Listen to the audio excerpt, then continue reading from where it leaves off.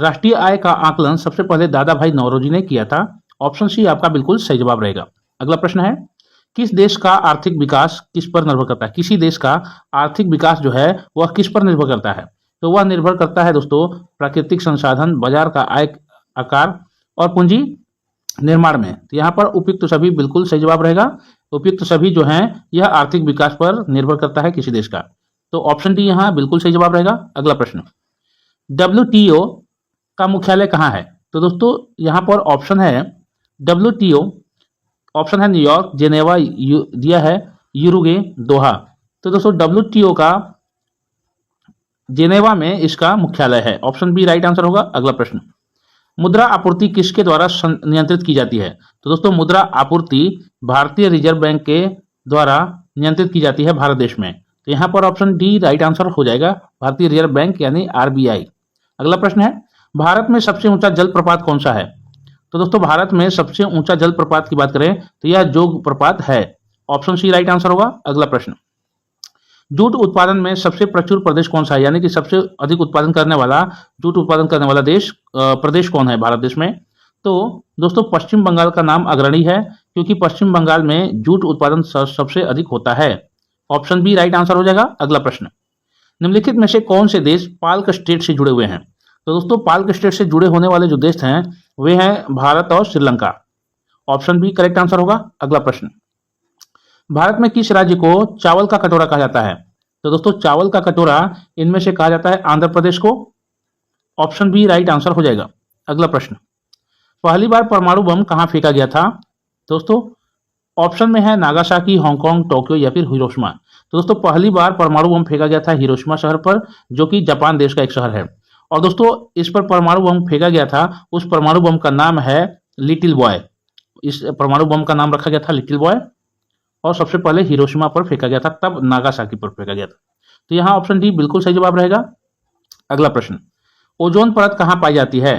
तो दोस्तों इनमें से ओजोन परत जो है, ओजोन लेयर, यह पाई जाती है समताप मंडल में। याद रखिएगा, ऑप्शन डी बिल्कुल सही जवाब रहेगा। वेरी वेरी इंपॉर्टेंट क्वेश्चन ये रहेगा दोस्तों, ओजोन परत कहाँ पाई जाती है? तो समताप मंडल में। अगला प्रश्न, महात्मा गांधी का राजनीतिक गुरु कौन था? तो दोस्तों इनमें से महात्मा गांधी जी का राजनीतिक गुरु की बात करें तो ये थे गोपाल कृष्ण गोखले, यानी ऑप्शन बी आपका बिल्कुल सही जवाब रहेगा। अगला प्रश्न, डेसिबल शब्द किससे संबंधित है? डेसिबल यानी कि दोस्तों डीबी, डेसिबल को डीबी बोलते हैं, और ये किससे संबंधित है? वायु से, भूमि से, ध्वनि से या फिर जल से। तो दोस्तों ये ध्वनि का मात्रक है। डेसिबल जो है डीबी ध्वनि का मात्रक है, यानी ऑप्शन सी आपका बिल्कुल सही जवाब रहेगा। अगला प्रश्न, अंग महाजनपद की राजधानी कहाँ थी? तो दोस्तों अंग महाजनपद की राजधानी चंपा में थी, यानी ऑप्शन डी चंपा आपका बिल्कुल सही जवाब रहेगा। अंग महाजनपद की राजधानी चंपा में थी। अगला प्रश्न, शांत घाटी किस राज्य में स्थित है? असम में, केरल में, अरुणाचल प्रदेश में या फिर तमिलनाडु में? तो दोस्तों शांत घाटी जो है यह स्थित है केरल राज्य में। ऑप्शन बी करेक्ट आंसर होगा। अगला प्रश्न, सुनामी का मुख्य कारण क्या है? तो दोस्तों सुनामी का जो मुख्य कारण होता है, समुद्र सतह पर भूकंप आने से सुनामी होता है, और यही इसका मुख्य कारण है। तो ऑप्शन डी आपका सही जवाब रहेगा। अगला प्रश्न, भारत का केंद्रीय औषध अनुसंधान संस्थान कहाँ स्थित है? तो दोस्तों केंद्रीय औषध जो अनुसंधान संस्थान है लखनऊ शहर में स्थित है। ऑप्शन बी यहाँ बिल्कुल सही जवाब रहेगा। अगला प्रश्न, मानव विकास सूचकांक किससे विकसित किया गया था? तो दोस्तों महबूब उल हक ने विकसित किया था मानव विकास सूचकांक को। ऑप्शन सी राइट आंसर होगा। अगला प्रश्न, कृषि उत्पादकों की कोटि किस प्रकार निर्धारित की जाती है? तो दोस्तों कृषि उत्पादक की जो कोटि निर्धारित की जाती है यह एगमार्क से। ऑप्शन सी एगमार्क बिल्कुल सही जवाब रहेगा। अगला प्रश्न, भारत में न्यूनतम मजदूरी अधिनियम किस वर्ष में पहली बार स्वीकृत हुआ था? तो दोस्तों यह 1948 में हुआ था, आजादी के अगले साल। ऑप्शन बी राइट आंसर होगा। अगला प्रश्न, इंसुलिन का आविष्कार किसने किया था? तो दोस्तों इंसुलिन का आविष्कार इनमें से किसने किया था? Edward Jenner, F Banting, S.A. Waksman, Ronald Ross. तो दोस्तों इंसुलिन का आविष्कारक इनमें से हैं F Banting. Option B correct answer हो जाएगा, एफ बंटिंग, जिन्होंने इंसुलिन का आविष्कार किया था। अगला प्रश्न, अमेरिका की खोज किसने की? तो दोस्तों अमेरिका की खोज इनमें से किसने की? Vasco da Gama, Amundsen, captain Cook या फिर कोलंबस। तो अमेरिका की खोजकर्ता जो है कोलंबस थे, और भारत के वास्को डी गामा थे, कालीकट बंदरगाह पे आए थे गोवा की। तो यहाँ ऑप्शन डी यहाँ राइट आंसर होगा, कोलंबस, जिन्होंने अमेरिका की खोज की थी। अगला प्रश्न है, नासिक किस नदी के किनारे स्थित है? तो दोस्तों महानदी, गोदावरी, कृष्णा या फिर ताप्ती। तो नासिक किस नदी के किनारे है? सही जवाब हो जाएगा गोदावरी नदी। ऑप्शन बी करेक्ट आंसर होगा। अगला प्रश्न, पेनिसिलिन किससे प्राप्त की जाती है?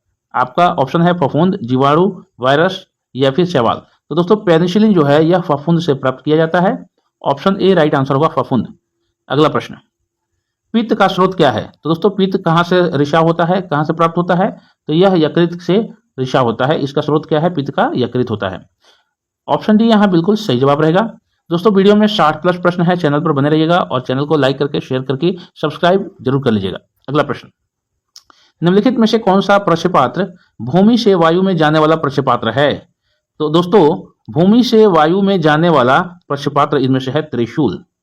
ऑप्शन ए त्रिशूल बिल्कुल सही जवाब रहेगा। अगला प्रश्न, किस देश में विक्रम संवत आधिकारिक कैलेंडर है? विक्रम संवत जो है यह आधिकारिक कैलेंडर है। किस देश में है दोस्तों? तो सही जवाब हो जाएगा नेपाल देश में। ऑप्शन डी करेक्ट आंसर होगा। अगला प्रश्न, गांधी जी द्वारा सन 1933 तक संपादित समाचार पत्र का नाम क्या था? तो दोस्तों गांधी जी द्वारा 1933 में संपादित समाचार पत्र का नाम क्या रखा गया था? तो यंग इंडिया रखा गया था। ऑप्शन डी राइट आंसर है। अगला प्रश्न, भारत सेवक समाज की स्थापना किसने की थी? तो दोस्तों भारत सेवक समाज की स्थापना गोपाल कृष्ण गोखले ने की थी। ऑप्शन बी राइट आंसर हो जाएगा।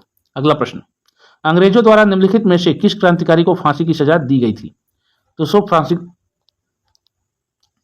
फांसी की सजा दी गई थी राजगुरु को। याद रखिएगा। ऑप्शन डी यहाँ बिल्कुल सही जवाब रहेगा। अगला प्रश्न, मोती मस्जिद निम्नलिखित में से किस नगर में स्थित है? तो दोस्तों मोती मस्जिद है यह किस नगर में स्थित है? तो आगरा नगर में स्थित है। ऑप्शन ए करेक्ट आंसर होगा। अगला प्रश्न, निम्नलिखित में से विटामिन ई का अच्छा स्रोत कौन सा है? तो दोस्तों विटामिन सी का अच्छा स्रोत इनमें से ताजी सब्जियां हैं। ऑप्शन डी बिल्कुल सही जवाब रहेगा। अगला प्रश्न, पेनिसिलिन किससे प्राप्त की जाती है? पीछे जो प्रश्न आया था दोस्तों फफूंद से, रिपीट क्वेश्चन हो गया। ऑप्शन ए राइट आंसर होगा। अगला प्रश्न, मानव शरीर में कुल कितनी हड्डियां होती हैं? दोस्तों मानव शरीर में कुल हड्डियों की संख्या 206 होती है। ऑप्शन ए आपका बिल्कुल सही जवाब रहेगा। अगला प्रश्न देखेंगे, पित्त का स्रोत क्या है? रिपीट क्वेश्चन है, आप इसका जवाब दीजिएगा दोस्तों। पित्त का स्रोत क्या है? यकृत होता है। ऑप्शन ए करेक्ट आंसर होगा। अगला प्रश्न, उस विटामिन का नाम बताइए जो किसी भी मांसाहारी भोजन में नहीं मिलता। तो दोस्तों मांसाहारी भोजन में नहीं मिलता, तो यह विटामिन हो जाएगा vitamin D. Option C right answer हो जाएगा। अगला प्रश्न, मानव शरीर का सबसे बड़ा अंग कौन सा है? तो दोस्तों मानव शरीर का सबसे बड़ा अंग यकृत होता है। ऑप्शन सी राइट आंसर होगा। अगला प्रश्न, वाहनों के अग्रदीपों हेडलाइटों में किस प्रकार के दर्पण का इस्तेमाल होता है? दोस्तों वाहनों में जो अग्रदीप आगे के हेडलाइटों में किस प्रकार का दर्पण इस्तेमाल होता है? तो दोस्तों वह दर्पण होता है परवलयीय दर्पण। ऑप्शन डी राइट आंसर हो जाएगा। अगला प्रश्न है, किसी तुल्यकालिक उपग्रह की पृथ्वी की सतह से ऊंचाई लगभग कितनी होती है? तो यह होती है दोस्तों 36,000 किलोमीटर। ऑप्शन ए बिल्कुल सही जवाब रहेगा। अगला प्रश्न, किसी बिजली की इस्त्री को गर्म करने के लिए किस धातु का प्रयोग किया जाता है? तो दोस्तों बिजली का जो इस्त्री होता है, आयरन जो बोलते हैं, जो प्रेस करना होता है, उसके धातु का प्रयोग किया जाता है, निक्रोम किया जाता है गर्म करने के लिए। ऑप्शन बी यहाँ करेक्ट आंसर होगा। अगला प्रश्न, सूर्य के सबसे निकट कौन सा ग्रह है? तो दोस्तों सूर्य के निकट जो सबसे निकट ग्रह है वह है बुध। ऑप्शन बी आपका बिल्कुल सही जवाब है।